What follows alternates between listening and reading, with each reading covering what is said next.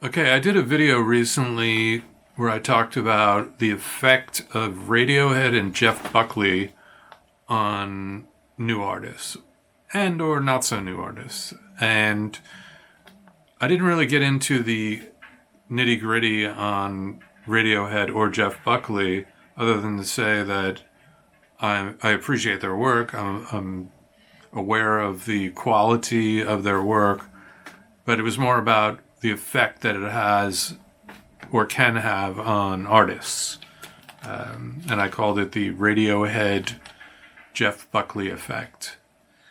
But the truth of the matter is, I've never listened to a lot of Radiohead and Jeff Buckley for that matter, and I'll be getting into that. So this video is a reaction video on my part to the first album. I decided to go about it one album at a time with Radiohead, and I listened all the way down this morning to Pablo Honey. I keep mispronouncing that.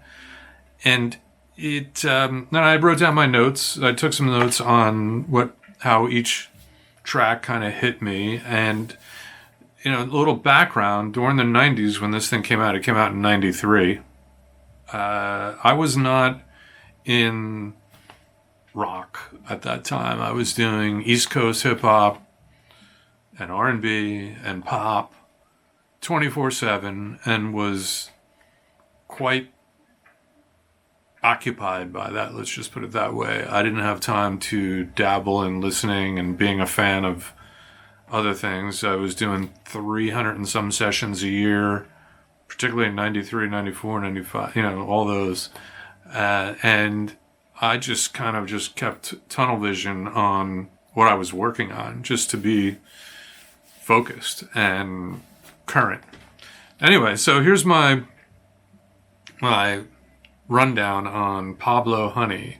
First track is You, Y-O-U. If you're not familiar, I'm just going to take it into consideration.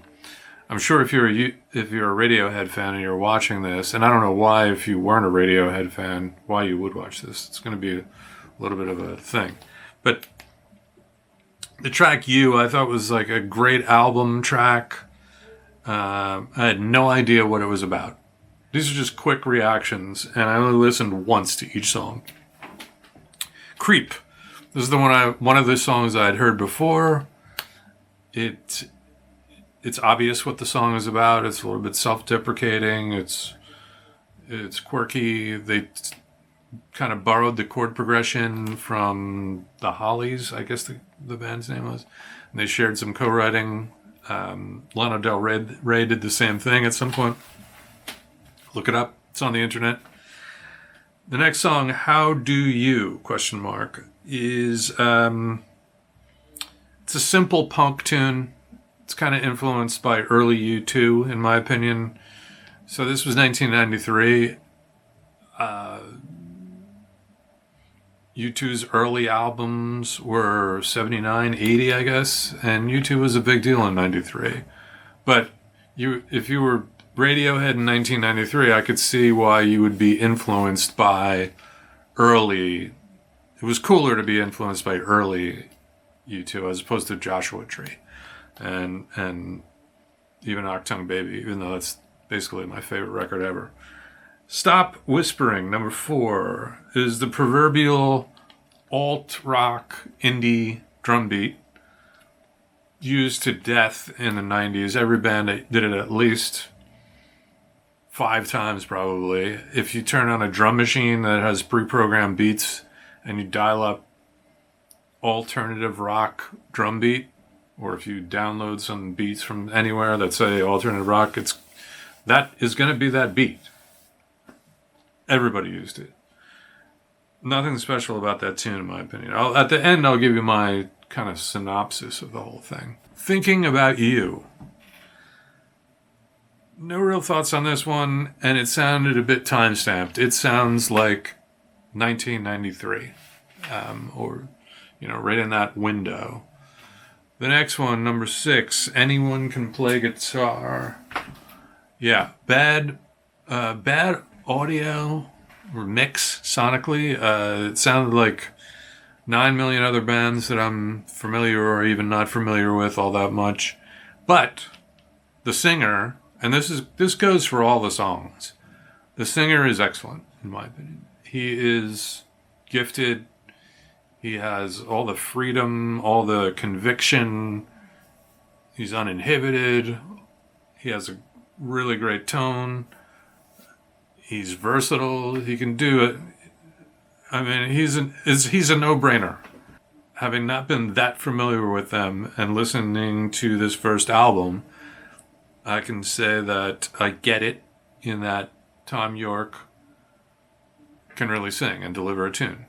Even if you don't like the tune, or even if you don't like the production or the mix or whatever, the vocal stands out.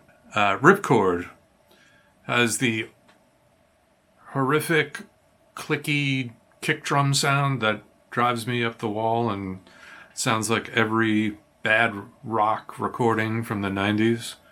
Whereas the 80s had the gated reverb snare drum sound, the 90s had the clicky, pointy, hard attack kick drum sound if you were in rock. If you were in hip hop, you certainly didn't have that. You had loads of low end and maybe not so much definition on the low end, but you had lots of low end. The next song, Vegetable. Vegetable. Heavy guitar for the sake of heavy guitar. Just my opinion. Vocal's great though. The vocal stands out. Like, hey man, you better be happy that you have Thom Yorke. Prove Yourself. To me that sounded like a blueprint for what the Foo Fighters have now gone on to do in a lot of ways. Or at least went on to do. And I know the Foo Fighters came from Nirvana, so they had an influence already of a way of doing things. That's another thing, is like, in talking about this with someone else, I noticed that like they were following a bit of the Nirvana Pearl Jam formula with the quiet verses, super loud, aggressive chorus, instrumentation. Not just no like background vocal things or something like that. No like chanting background vocals, but a lot of dynamics, which I do appreciate about the album, is that this band plays with a lot of dynamics. They definitely played the songs live at some point and in the studio, probably mostly. Not sure about the recording process. Number 10, I Can't, is another one of those same 90s beats.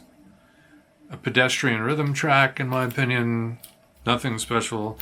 The one thing I've noticed about these songs, Lurgy, I don't know, Lurgee is number 11. Didn't really love the song. The last song is Blowout. Blowout is where I can hear a hint of the things to come, maybe, in the next Radiohead albums.